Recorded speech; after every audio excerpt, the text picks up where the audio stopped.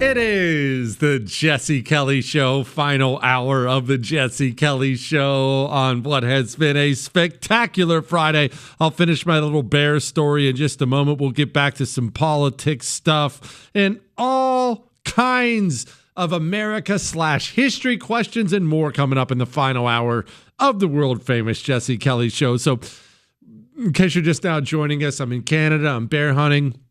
I'm about 60 feet up in a tree, maybe more, actually. I'm way high up in a tree stand. Black bear comes to the base of the tree, starts sniffing at me, starts coming up the tree. Now, he doesn't come all the way up right away. I'm doing this from memory, I would say probably 10 feet. Faster than you think. Don't ever think that bears are slow because they look kind of big and fat. They're fast. He comes up that tree really fast. And now I'm sitting there thinking, whoa, now what do I do?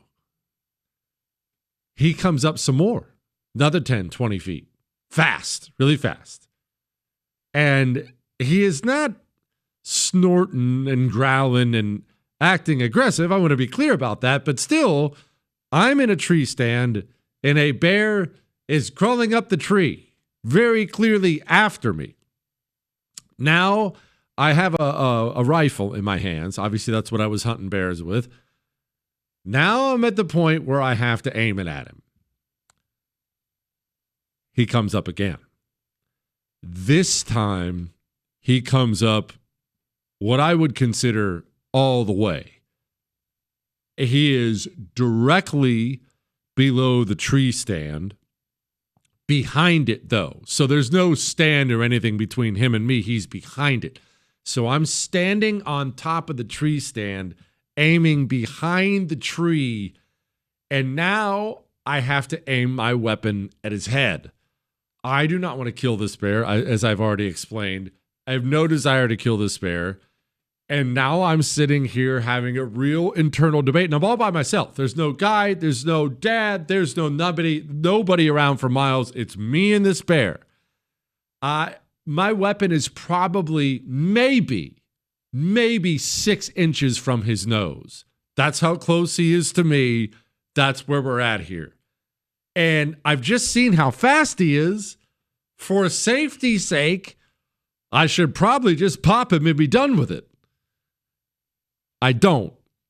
We have ourselves a good old-fashioned little standoff up there. He's staring at me. My weapon is staring at him. And my finger is, I'm already pressing the trigger as lightly as possible because I've seen how fast he moves. I have to be ready to squeeze immediately or he's going to be on me. I mean, look, just falling from a tree that size, I probably would have died. But no matter what he would have done to me. And God was with me that day. He just sat there, sniffed and looked and sniffed and looked and sniffed and looked, scampered back down the tree and took off.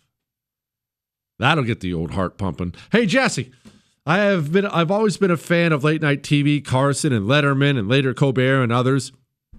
After Trump's victory in 2016, the Colbert Show quickly became a solid 1/3 of the show mocking and berating Trump. I always thought going to bed after some good-natured comedy was a healthy thing. Colbert's show did exactly the opposite. Do you think this was a calculated attempt to program my fellow geezer population? Is this how Trump derangement syndrome was created? Okay, well, there's a lot to what you just said. The communist knows that he has to repeat the same propaganda over and over and over and over and over again. There's something to that, but there's something else. You know, why does Hollywood keep making movies that bomb? They'll make a kids movie and they'll gay the whole thing up and it'll bomb, but it's not a one-off. They'll do it again the next month. Kids movie, gay the thing up, bomb. Kids movie, gay the thing up, bomb. Superhero movie. Oh no, instead of a Superman or something like that, it's a woman who does spin kicks. Bomb, bomb, bomb. Colbert. Losing $40 million a year doesn't change a thing. I'll explain it in this way. I want you to picture there's a town. In fact, the town I grew up in is actually similar to this story. Bozeman, Montana, there was one high school. Montana's not a big place. Bozeman is considered big for Montana, but it's not big by any means. There was one high school. So if you were a high school athlete and you wanted to play football in high school, you had one option. Now, the coach was fine. This did not happen where I grew up, but I want you to picture this. What if my coach in high school, what if the high school football coach was horrible and pretty much abusive to the players? Hitting them, screaming at them, doing terrible, I'm not talking hard-nosed football things, abuse to the players. Well, that sucks, but if you live there, that's where your dad found work, you want to play football, there's no other place to go.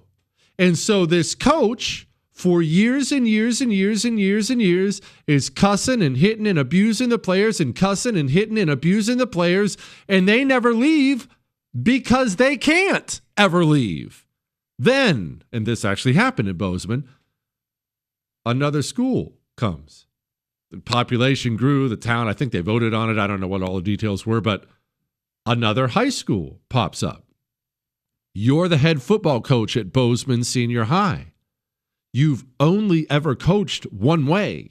You only know one way to do it, and you haven't ever really suffered a penalty for doing it that way because the kids could never go anywhere, and now it's the only way you know. So as kids who don't want to be abused, who don't want to be hit, who don't want to be cussed at, as they go to the high school across town, you still just keep cussing and beating and cussing and beating and cussing and beating until you've completely ruined the football program. The mainstream media, when I say mainstream media, let's be specific. The large news organizations, television and print, that's ABC, NBC, CBS, CNN, New York Times, Washington Post, LA Times, we can go down the list. The major media publications, they, for decades in this country, were the only show in town. The only show in town. My buddy Clay Travis had a great little research find yesterday, and I'm going to paraphrase because I don't want to go digging through my phone, but Hulk Hogan died. As you know, we talked about it last night, and he talked about Hulk Hogan when he, quote, wrestled Andre the Giant at WrestleMania, that it had more people watching it than, I forget what Clay said. It was something crazy like the Super Bowl, the World Series, and everything else combined this year or something like that. The numbers were astronomical. Does that show how big wrestling was? Yes, but it also shows there weren't many channels. Everyone watched it because that was all that was on. We all watched the same things. America's evil communist press, including things like the Colbert Show, the late night show. All these people came up and made their bones in an environment where people didn't have options. If you sat down at night, on my TV when I was a kid, I'm 44, I'm not ancient. When I was a kid, our TV had one of the little click, click, click knobby things. I think there were 13, 14 channels on the knob. We didn't even get that many. You didn't have options. If you were watching TV at 10 o'clock at night, the Late Show was one of like 3 things on. And the people who create our media for the major corporate organizations, they're used to being able to abuse you any way they want because just like the abusive football coach, you can't go anywhere. You don't have options. The problem for them is people do now. People have many, many options. You have endless options. You're sitting here right now. Maybe you're listening live on Friday night. Maybe it's the next day, Saturday. Maybe you're a podcaster. But how many options do you have for things to listen to? Endless. It's endless. You could be listening to any kind of music on demand immediately, even any specific song. If you want a specific song, pull up your Spotify and open it up. Any podcast on any subject, you could be listening right now to anything. What that has done is it's put more power in the hands of the consumer who can change the channel. The people who make the media, they're not used to living in that environment and they haven't adjusted. If you are in charge of CBS, the second you see your late night comedy show start alienating half the country, you don't wait, you fire him immediately. Nope, boom, gone. People will leave, people will leave. They kept him on. Now everyone's gone. Let's talk a little America, history. Are we militaristic? Hang on.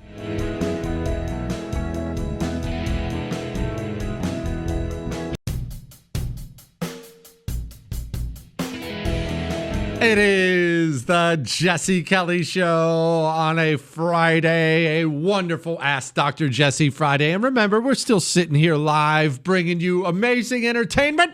And you can email the show, jesse@jessekellyshow.com. Don't shake your head, Chris. I was only talking about me. Believe me, I wasn't including you in that at all. Dear Jesse, actually, this guy says, Dear Large-Handed Beaver Slayer, I have heard you refer to past civilizations as warriors and militaristic. For example, the Spartans, some Native American tribes, and the Mongols.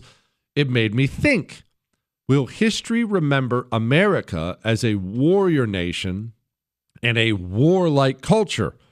Our national love of guns, like the Germans calling the Marines devil dogs when they first saw them shoot, our first instinct to bomb and invade and fight. I always like to say we are peaceful and right, but the proof is in the taste of the pudding, or whatever you said it was. What say you, Oracle? His name is Mickey, by the way. Are we a militaristic people? Are we a war culture? All right. First, let me ask you something. Is it bad if we are? Now, let's talk about this. As men, probably not as much women, but some women for sure. As men, when we talk about historical cultures, what ones do we like to talk about? When it comes to Indians, American Indians, do you like to talk about the Pueblo? Or do you like to talk about the Comanche? I know, yeah. But we don't talk about the peaceful ones. We talk about the warlike ones, right? So, okay, so we're fascinated. Let's set that aside. Morally, were the Comanche wrong and the Pueblo were right? Now, anyone who knows anything about the Comanche Indians and their love of torture. They were huge on torture and rape. I'm sorry to put it that way, but they just were rape and torture and mutilation.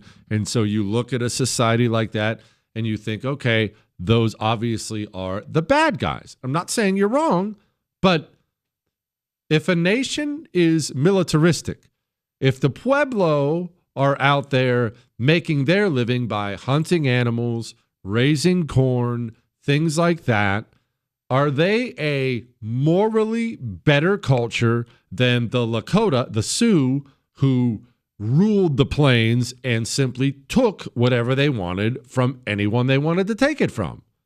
Are the Pueblo better? Is Athens a better culture, a more moral culture than Sparta? It's something to think about, because you mentioned, I like to think of us as peaceful. Well, does that mean we're right? Are all militaristic cultures wrong and all peaceful cultures right? I don't know that. Let's look biblically. Hey, Chris, we'll stick with the Old Testament. Let's look biblically. The Israelites, when they were settling into the old promised land, did they come bearing gifts? Or did they come bearing the sword? They sent in spies.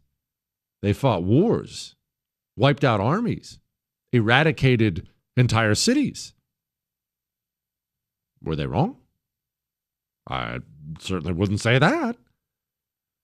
I don't know that all war is wrong. I don't know that all conquest is wrong. And I don't know that all peace is right. Just because I've never been in a fight.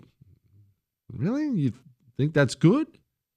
I don't know that being nice is correct. Now, you want to be kind. There's two different things, but I don't know that being nice is correct. I'm not saying you want to be mean, but is nice right? So back to your question about America. No powerful empire that I can think of. If you want to hit what are the top powerful empires at any point in time? You could talk about the British Empire. You could talk about the Achaemenid Persian Empire. You brought up the Mongols. Let's talk about the Mongols. All the way back, the Assyrians, all the big Chinese ones. Tell me the large empire, the large powerful empire that is thought of as peaceful. Oh, the Romans. I almost forgot the greatest civilization ever. Can you tell me a large number one power or vying to be number one power on the planet that is considered peaceful? They're all looked at as militaristic because you only gain power and wealth and resources and things like that through conquest. Historically, that's how it's done.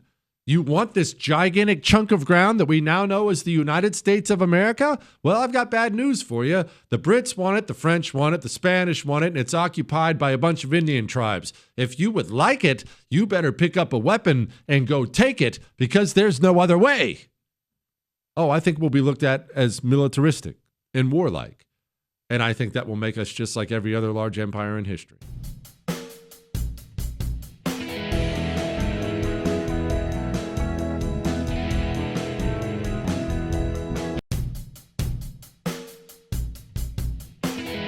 It is the Jesse Kelly Show on a wonderful, fantastic Friday. Remember, if you miss any part of the show, you can download the whole thing on iHeart, Spotify, iTunes. You know, freedom is not free.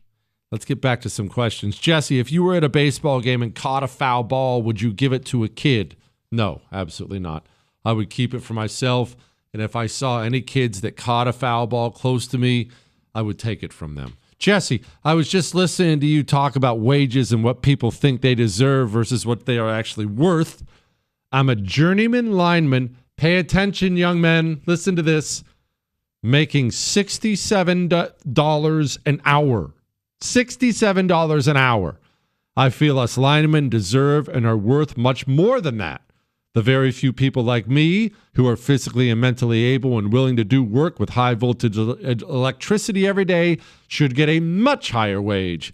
Doubt it or double it, and I might start to consider tolerating it. Without people like us, the world would be back to the Stone Age.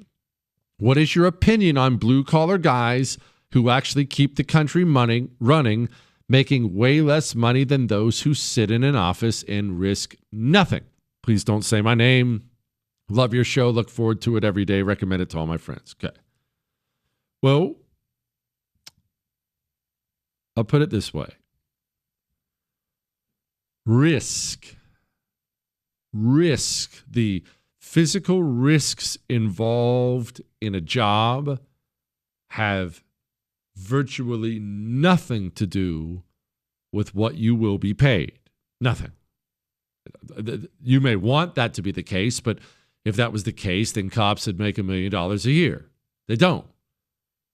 What determines what you will be paid is the scarcity of your marketable skills. Now, you, as a journeyman lineman, you have a valuable skill, and it is not that common. That's why you make $67 an hour and not $17 an hour. However, it is not so rare that you're going to make $300 an hour. That's just the reality of life. But I have some excellent news for all you men listening who work with your hands. And as you know, that's my background, so I respect it. If you hang on and keep doing a good job, Your wages are going to go up in the coming years, and they're going to go up astronomically. Do you remember what Mike Rowe told me when we had that Mike Rowe interview? It was from last week, the week before, I forget what it was. Mike Rowe, the great Mike Rowe of Mike Rowe Works. Mike Rowe came and joined me on the show because he knows I'm always talking about trades and I'm a construction guy, so he came on the show. Mike Rowe said for every 5 guys who work with their hands who are retiring, there are only 2 to replace them. Now, you can point out that that's bad for the country. We're not going to have enough of those guys, and all that stuff's true. That's fine. But you know what else that means? What did we just talk about? What determines your wages? The scarcity of your marketable skills. Those skills you have, they're going to get a lot more scarce. They're getting more and more scarce by the day. Now, I know that may not be a comfort to you today. On Friday, what's the date? On Friday, July 25th, that doesn't increase your paycheck. But you keep working in this field as everyone else retires, your wages will go up, up, up, up, up. But I just want to point out again, the risk of your job does not determine your wages. You compared it to people who sit in an office all day. And I admit, and I've had these thoughts before when I always worked those jobs. Well, this isn't right. That freaking guy's sitting in the office in the air conditioning in his khakis. He went to lunch. He had lunch catered from some nice place like Red Lobster. I'm out here sweating, slaving. I'm cut. I'm miserable. I'm tired. How's he making more money than me? His skills are more scarce. That's how. Also, remember this, you blue-collar guys who are listening. I know it sucks to work out in the heat and the cold and I know working outside in the elements, parts of that can suck badly. Believe me, I've done it all. I understand. It can be a healthier life. You know those Europeans live longer than us? You know they all smoke? Did you know that? It's unbelievable how many of these people smoke. Every time I go over there, everybody's just chain smoking. Yet they're all skinny and they live longer than us. How's that possible? They don't sit as much as we sit. It's the sitting that kills you. You may look at the guy with the office job and think to yourself, wow, that guy, he's really lucking out. You're going to live longer than he is. Jesse, can you explain why all the biggest cities in the USA are sanctuary and are not conservative? I grew up in Orange County, California, moved to San Diego in 97. Both were red. What happened? Well, that's a long, complicated answer, but I'll tell you one of the main things that happened is politicians, they make cities a haven. They try to make cities a haven for the poor. That's generally how that goes. If you're poor, that's not unique to America. If you're poor, even historically, you are going to gather in poor areas of a city. Gives you more access to things like food and things like that. Well, as the cities get poorer, as you get a poor element economically, that is going to come with an increase in the crime element. Do not email me and tell me you're offended. I don't give a crap. Everyone knows what I just said is true. With more poverty comes more crime, certainly more violent crime, more street crime, robbery, rape, murder. That always comes with more poverty. What do people do when they make money? What is one of the ultimate things about making money as you get older?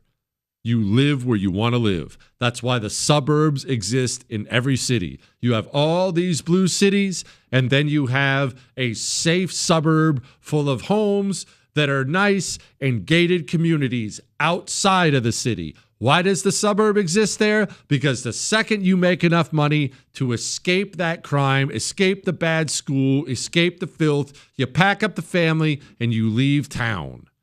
Well, what's that to? If all the good people pack up and leave New York City and they all move to Long Island, which is pretty much what's happened, they all move out of Manhattan and they all move out to Long Island, yes, your individual life is better. And I've done this. It's not like I live in Houston. I would never live in Houston. I'm out. But your life's better. My life's better. I live in a safe neighborhood full of guns where the kids play in the streets and everyone knows each other and everything is wonderful. But the net negative is Houston gets worse. New York gets worse because the good people, the second they can afford it, they pack up and leave town. So it becomes one of those self-licking ice cream cones where it's just a spiral that goes down and down and down and down and down. The good people leave, more poor people come in. The good people leave, more poor people come in. When you combine that with the fact that these despicable politicians know their power in these big cities is handing things out to those poor people, because that's where the voting block is, it's very, very difficult to overcome. Jesse, I'm having such a hard time. I live next door to two sisters and a brother-in-law, all Democrats who've drunk the Kool-Aid and cannot see the garbage mainstream media is feeding them. I'm losing what I have in common with them, and periodically I have to bite my tongue on the snide remarks that come from them. They refuse to even think about considering a different point of view. Do you have any wise, this is your daddy talking advice? Well, first, I am not going to be dismissive over the fact that hurts when that's family. When it's your sisters. You grew up together. It's your sisters. They live close by. Surely everybody should be close and stay close, right? And you feel them separating from you, and it hurts. So I'm not being dismissive of that. But I will talk to you about that because a lot of people go through that in a moment.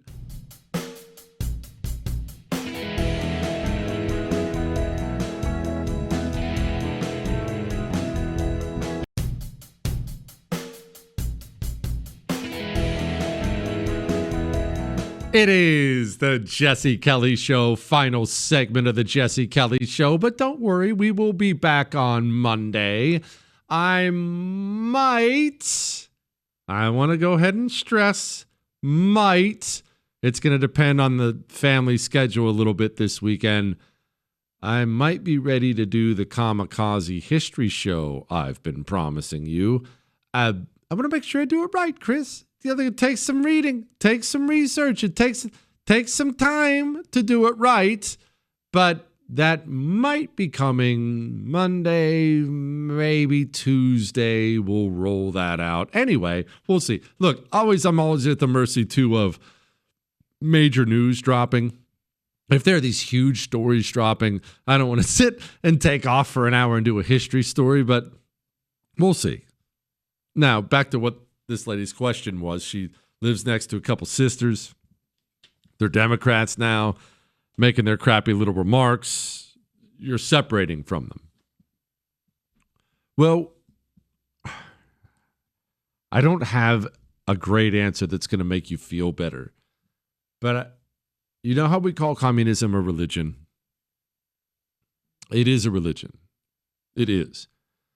And the religion demands followers adhere to it and reject all others, including family members. It's one of the most evil parts about communism.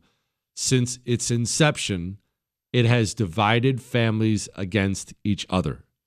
And in fact, the communists themselves encourage this. We are your new family now. Your old family, either they're on the team or not, but you will choose us over them. American Democrats have this exact same mentality. They are communists. They probably don't know they're communists. They probably think they're Democrats or liberals, but they are communists. They've been trained by other communists, and they will reject you. That doesn't mean it will last forever. They may wake up one day, but if you have a family member that's a truly committed communist like that, you're going to have to, as much as you can, keep them at arm's length or fight it out with them. But what you're not going to do, because the communists can operate this way, what you're not going to do is just go along as if everything's normal and the way it always was. Remember, he's fighting a revolution. He doesn't set aside politics because it's Christmas time. No. He doesn't think in those terms at all. It just doesn't even cross his mind. Jesse, I enjoy the visual Jesse Kelly Show. It's a hoot. Now my question, what is your opinion concerning young boys playing with toys like male action figures or G.I. Joe dolls? I have mixed feelings as it may cause tiny hands. You know what? That's not very nice. All right. Get your kids all the G.I. Joes. Do G.I. Joes still exist, Chris? They do? Get your kid all the G.I. Joes. And if he wants the aircraft carrier, stop being cheap and get him the aircraft carrier. Gosh, I wanted that aircraft carrier so bad. Jesse, I have 3 boys, ages 19, 16, and 9. I've never believed in letting them win. Do you ever let your boys win at anything? No. I believe in smashing them mercilessly, and I always have at whatever we're doing. If you want victory in the Kelly household, you will go earn victory in the Kelly household. It's not just that I believe in winning. I'll cheat to win if I have to. I'm not, what, Chris? I'm not above that at all. No. We're not handing out W's around here. This isn't an everybody gets a trophy household. If you want it, go take it. Jesse, you're a great American, you beaver trapper, you. Have we seen the pinnacle of our country, the US of A? I don't know. Nobody knows. And you can say, well, Jesse, we're on the downturn right now, and I'm not going to argue with that. But there are countries historically that have had ups and then downs, and then ups and then downs, and then ups and then downs, and they'll look down and out, and they'll look finished, but then they'll rebound. And remember, at one point in time, the Roman Empire, the greatest civilization ever, the Roman Empire flat out split up. Everyone thinks it was split in 2. It was more than 2, but we'll just call it 2 for now. It just split up east and west. Oh, it's over. It's finished. Really? Because Constantinople, the Eastern Roman Empire, kept on churning and burning quite well for a long time, but wasn't over. It was different. Certainly different. Different locations, different people, but kept churning and burning. Dear communist Segway Master, why is no one bringing up Obama's weaponization of the IRS against Tea Party groups in his first term? She's right. She's very, very right. And obviously that is something we've mentioned several times on the show, but that's what Obama did. As we've talked about before, that's how communists operate. It doesn't matter what level of power you give him, whether it's the presidency, with a tiny, tiny job somewhere, whatever power he gets, that's power he believes in using on behalf of the revolution. Obama just happened to do it more viciously and better than other communists have. For Obama, what's the point of being in charge of the IRS if you don't use that power to go after your political opponents? What is the point of being in charge of the CIA, the FBI, if you're not going to send them after Donald Trump? That's the only reason you do that. Hey, Jesse, shouldn't we want these extremist socialists to win in New York and Minnesota? The national spotlight's been all over these elections. Wouldn't it benefit the American people to see what happens when we elect communists? The American people have access to endless amounts of books, television shows, podcasts, YouTube channels, laying out very clearly that collectivism in all of its forms, socialism, communism, whatever ism you want to put on it, that collectivism in all of its forms ends up in poverty, death, misery, and horror. The volume of information showing that out there is amazing, and yet half the country still chooses communism. We lie to ourselves when we say, well, this will be such a bad example, people will change their ways. That's not always the case. You put your phone down, go enjoy the weekend. Monday cometh. That's all.